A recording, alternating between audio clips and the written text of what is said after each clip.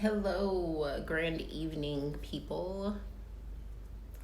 I'm just giving it a few minutes for some people to hop in here.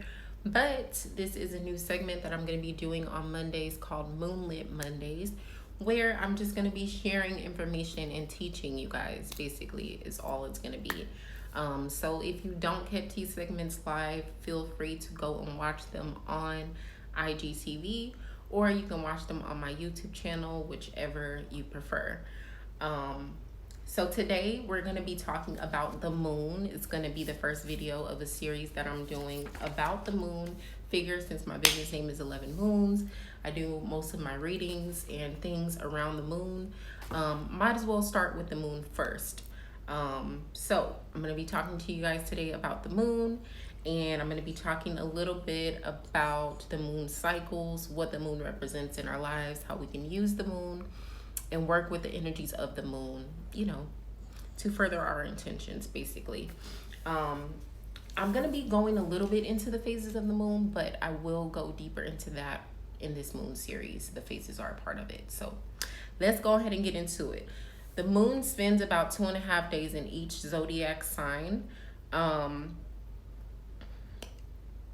Depending on what sign the moon is in for the day, it can tell you a lot about how your day is going to go. And when I come on live on Wednesdays and I give you guys the astrological tea of the week, typically I may come on Wednesday and say the moon is in Pisces, unless I'm talking about a new moon or a full moon that's going to be, after that day. But it changes, after I've said that. So if you're interested in working with the moon, I would suggest downloading an app like Deluxe Moon is the one that I use, just to track the moon and what sign it's in, so you don't have to search for it or worry about it. It's just right there in the app. The moon is felt the strongest when it is in Cancer or Taurus, and it's hardest to navigate when transiting through Capricorn and Scorpio. So I'm going to talk a little bit about that. Cancer is ruled by the moon. Okay, Cancer is very emotional energy, and the moon represents our subconscious side, our emotions. So obviously, when the moon is in Cancer, it's going to have a stronger connection because it's like being at home. Taurus is ruled by Venus, and Venus has to do with feelings, relationships, and subconscious patterns as it relates to our connections with other people. So,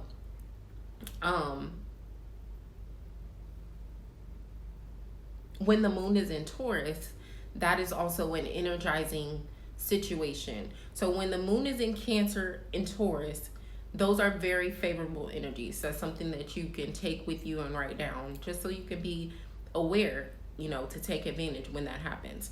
Now, when the moon is transiting Capricorn and Scorpio, it can be a very difficult, heavy, combative energy, because Capricorn is so ruled by Saturn, which is, a very disciplined planet. It doesn't really deal with emotions on the deep level that the moon calls for. And then with Scorpio is all about the spiritual aspect of things. I'm not worried about the feelings. I'm not worried about the facts. I'm worried about what my gut said and what my spirit is saying about it. So when the moon is transiting Capricorn or Scorpio, those, even though it feels rough and we may feel drained, that's a great time to do the work of the moon, like the reflective, meditative, transformative work, where it's like I'm pulling all the things up from the underworld out and changing my habits and cycles. Does that make sense, y'all? I hope that made sense. So overall, the moon reflects our subconscious habits and patterns, our security, growth cycles, the nourishing of our emotions, and the material of aspects of ourselves, how we view our privacy and safety. In terms of the elements, the moon represents water. And when you think about the fact that the moon has all these cyclical patterns and habits, right, and that it represents the element of water, well, that means the moon is your vehicle of change. The moon is what you can tap into to gain access to the fluidity and the mobility of the water element inside of you, even when you may not be a water sign, or you may feel out of touch just with your own ability to change and be transformative and be fluid. So you want to use that. I talked about this last week in my live about how the moon is represented by the number 9, and the number 9 really represents, it's like a vehicle basically of movement from one path or pattern to the other. It represents the final actualization of things, final confirmation, reflection, resolution, closure, and just the whole process of purification and then gaining new knowledge. And that's what the moon comes in and does. That's what these moon cycles, come in and bring to us. Okay, how are we planting our seeds? How are we going to nurture and grow our seeds? What's holding us back from the past? How can we expand? And then once we come to the full moon and it's time to celebrate our accomplishments, what do we need to release to go ahead and get ready for that next cycle? And it just happens over and over and over. Just a matter of you tuning in with it and tracking your own progress. That's why I create these readings, especially full moon and new moon readings, but I've even added first quarter and last quarter, because it allows you to check in with yourself for the month or for the next 6 weeks and say, hey, what's going on with me and my intentions? How can I go ahead and move forward? Also, the number 2 is associated with the moon, and I always talk to y'all about merging the different dualities that live within you, whether it be, your ego and your shadow self, or your higher self and your lower self, or the divine masculine and divine feminine that live within you. We all have angels, devils, demons, God, all within us. It's all a part of our human design and human makeup. And the quicker we learn how to balance those things out and honor our shadow as much as we honor our sun self, the easier and more smooth and more happy and fulfilled our lives will be. And I don't tell y'all that for my health. I tell y'all that because I live that. Like, I even struggle sometimes with my own shadow aspects, and when I find myself suppressing certain aspects of myself, then things start going awry. But when I'm in tap and in tune and I'm indulging every aspect, and making sure that I'm being the wholeness of myself, even when it doesn't look pretty and wrapped up in a bow how everyone else may want it to look or how I think it should look, I'm still putting myself out there and doing what I need to do, and I'm still honoring my shadow intentions. So it's important to do that, to maintain growth, and also to facilitate an environment where you feel safe with yourself. Does that make sense, y'all?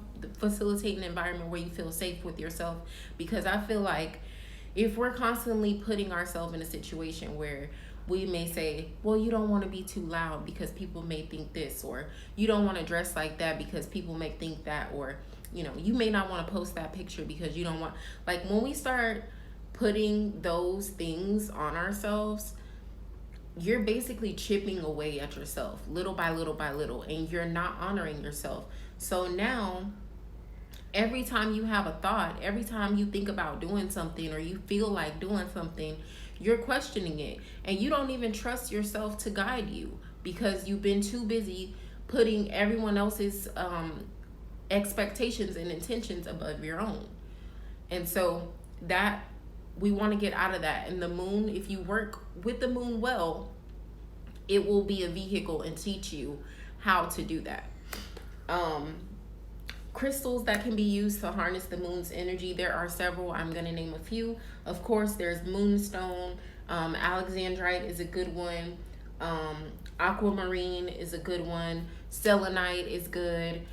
This is a selenite wand. Listen, if you don't have any other crystals at all, you should have a selenite wand. You should have some sort of clear quartz. I have quartz everywhere, but I'm just going to show y'all my quartz point earrings. And then you should have a rose quartz. Okay, everybody needs to have those 3 crystals, even if you don't have anything else. I like to work with dark crystals, so I'm like an obsidian, black tourmaline, deep dark amethyst type of situation for me. But these 3, selenite, clear quartz, and rose quartz, Rose quartz is going to keep you in touch with your heart chakra, okay? And being in touch with your heart chakra is going to keep you in a place where you can feel safe and balanced within yourself, where your heart can feel centered and you're not feeling like confrontational, you're not feeling judged, you're not feeling as insecure. So you want to get you some rose quartz, hold on to it, put it in your bra, put it in your purse, put it in your pocket, keep it on your altar, just make contact with the rose quartz, okay? Every day you should be having some rose quartz. Clear quartz you can program to do anything, okay? So maybe I want some money and I don't have any green aventurine. I can program my clear quartz to do whatever I want it to do. So I'll just take my clear quartz, say a little prayer over my clear quartz, say what I want it to do, and boom, there you go. So that's why everybody needs a clear quartz, because it's programmable and it's easy to put into things without disturbing the chemistry. I started putting quartz points in my body butter. It doesn't mess up the chemistry of it at all. I put clear quartz and rose quartz in the oils that I sell. They're just good crystals to have. And then selenite, everybody want to talk about burning sage and Palo Santo. You don't even have to do all of that if you have a selenite wand. Granted, I'm all for smudging. I love smoke. So I love a good smudge. But if you don't have all of that, all you need is this, and you can cleanse yourself. You can cleanse your whole home. All you do, get your selenite wand, cleanse your selenite wand, charge it with the moon, say your intention, and just do your cleansing. And even just sitting it right here, it's just so peaceful and calming. So those I recommend for anything, but for the moon specifically, moonstone, aquamarine, selenite, alexandrite. Those are a few that I like to use when I'm working with the moon. In the body, the moon governs secretions of fluid. So sweat, tears, digestive fluid, copulent, which is sexual fluids, the womb, the birthing process, all mucus surfaces, and like the fluids in our lungs that facilitate our breathing. So when you are out of touch with the moon and the cycles of the moon and how they affect your life and how your subconscious habits and patterns affect your life, these are some symptoms that will start to show up in your body, because the moon is governing these things and that energy is out of balance. So you want to be mindful and pay attention to that. Like me, I have really bad allergies when I'm really stressed and I'm just harping on my stress and I'm not doing anything about it. I'm just in my head about it, thinking about it, which is a pattern of mine. Then my allergies act up times 1,000. Like it'll be to the point where even my body is itchy. Like just, it's ridiculous. Or like, when we get anxious, some of us sweat. Like me, when I get really anxious, I sweat in my armpits and my head sweats. And that all has to do with that nervous habit of feeling insufficient, and also, balancing out that shadow side of myself. Because when I'm not nervous, when I come on live and I'm calm and just speaking to you guys, everything flows out smooth. I'm not sweating. I feel fine, and we're good. Psychological effects from the moon include depression, eating disorders, irrational fears, and constant pessimism. So those are some indications, mentally speaking, of the energies of the moon being out of balance in your life and you needing to tap in with your subconscious habits and patterns. Maybe find what emotional blockage is keeping you from releasing certain karmic debts, and that bring you back to that depression, that anxiety, those irrational fears, and that pessimism. Am I still making sense to y'all? I hope that made sense. The best way to work with the moon is going to be to keep up with the moon cycles and the sign that the moon is in. I told y'all that at the beginning. An app that you can download for that is Deluxe Moon. If all the cycles are too overwhelming, because there are 9 cycles of the moon, I just break it down into 4. So new moon, first quarter moon, full moon, last quarter moon. Got your new moon first, of course. 7 days after the new moon is your first quarter moon. Normally, about a week after that, 2 weeks after that, sometimes, depending on the month, you're going to get your full moon. And then after that is your last quarter moon. If you just stay in tune with those 4 places, then you'll be good. But if you want to get a little more advanced, you at least want to know when the moon is waxing, when the moon is waning. That's going to determine what you do with the moon. When the moon is getting bigger, that means you want to be planting new seeds, planting new intentions, growing towards your, putting in the work to grow those seeds and intentions.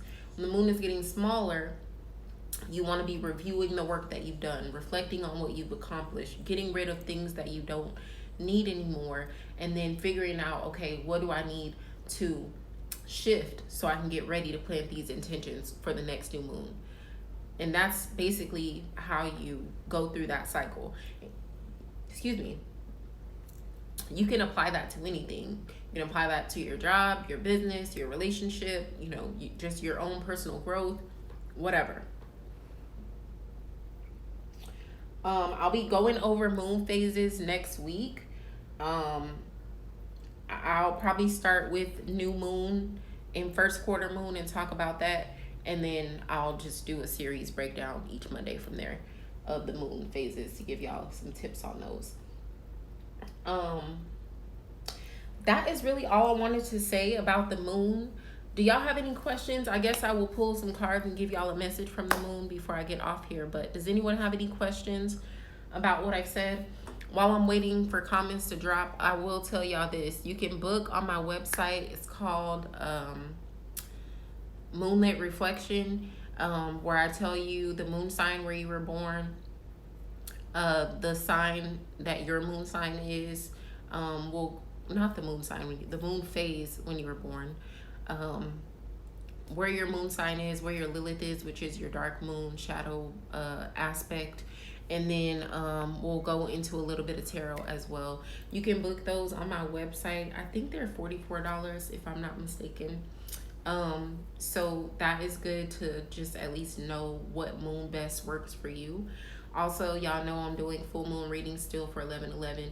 Full moon readings are going to be 11/11 until Thursday, which is going to be the last quarter moon. So after that, I'll be doing, of course, last quarter moon readings, and then we will move on from there.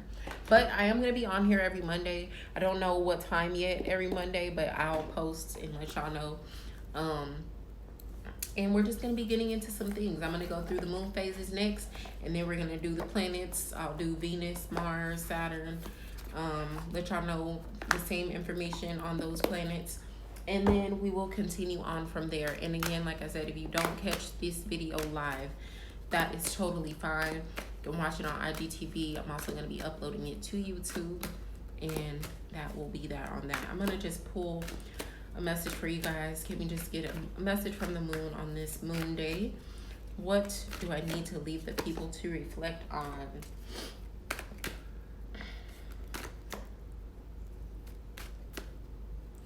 Yes, I agree. And I love that there are 2 full moons this month. This month is special. We really need to be working with the moon this month if you're not doing anything else. Oh, I'm looking for these. I felt that same energy. But we're both Capricorns, Gia, so.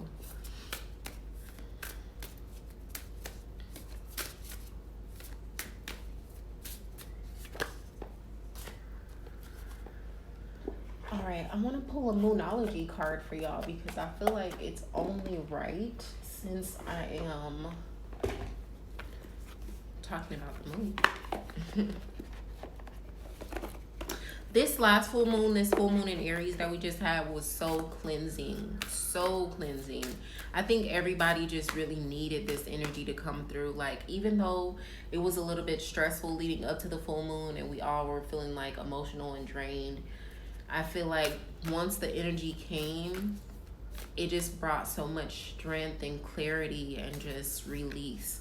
I don't know if that was just for me, but I feel great since the full moon has passed. And I was feeling like like I don't want to talk to nobody, I don't want to do nothing. So all right, you guys. So our message from the moon, we have the Wheel of Fortune and the 10 of Wands in reverse. This lets you know, like I mentioned earlier, always know that the pendulum is always going to swing left and right, up and down. Things are always going to change. That is the only thing that is constant and consistent. You have to be like water and be willing to adapt. The Wheel of Fortune lets you know to strike while the iron is hot. If you're going through a bad time, know that it's just a moment, and you know it will flip around. If you're having a good time, make sure that you take advantage of it, you know, while things are working in your favor, and use that Wheel of Fortune to work for you. The 10 of Wands let you know that in upright position, this card is like, I'm overburdened, I'm tired, I'm drained, I'm carrying all this weight on my shoulders, and I don't want to do it anymore. I feel like this is overwhelming. But when we come through and put this card in the reverse position, it's like, rest, my child. Just go ahead and rest. Go ahead and rest. The burden is not yours to carry. Let it go. Let it go so you can make space for your own weight. Because right now, the burden that you think you need to carry is not your own. So go ahead and release that. That's what this card comes in and says. Also lets you know that releasing your burden will put you into a position of advantage. It's going to bring good fortune. You have a time for healing come through from the Moonology deck, Balsamic Moon. I guess I can read this to you guys. I like the affirmations that be in here.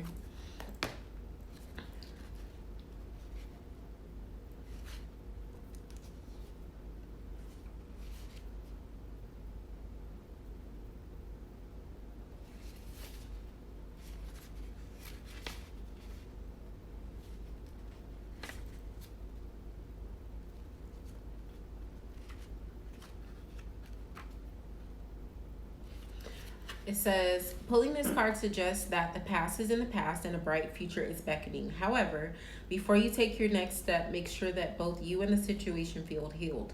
This is not a time to paper over cracks or to simply pretend that everything is okay. Rather, you still need a little more time to heal and soothe both yourself and anyone else in need. Then remind yourself that anything is possible if you believe it. This also is a time to surrender and wait to hear guidance from the universe. Powerful insights can be had. If you know that someone or something really isn't good for you, this card is a reminder to surrender. Start to work on your beliefs and your dreams so you're ready when the time comes. When one is healed, all are healed. It's time to let go of the past. You are about to turn the corner. You need more time to heal. Think about how this situation would look if everyone were healed. Patience is required at this time. It's time for self-care as you slowly but surely prepare yourself for the new moon, which is just around the corner. No matter which point in the current moon cycle you've pulled this card, it's a reminder to go a little bit easier on yourself. The time to step into your creatrix power will come soon enough. Give yourself the time you need. Wow, I feel like I needed that message. I don't know about y'all. That must have been for me. Okay, and then we have the Fox last. And the Fox is all about knowing when the timing is right and not trying to rush things. But I want to read this to you all too, because I like the affirmations in this book.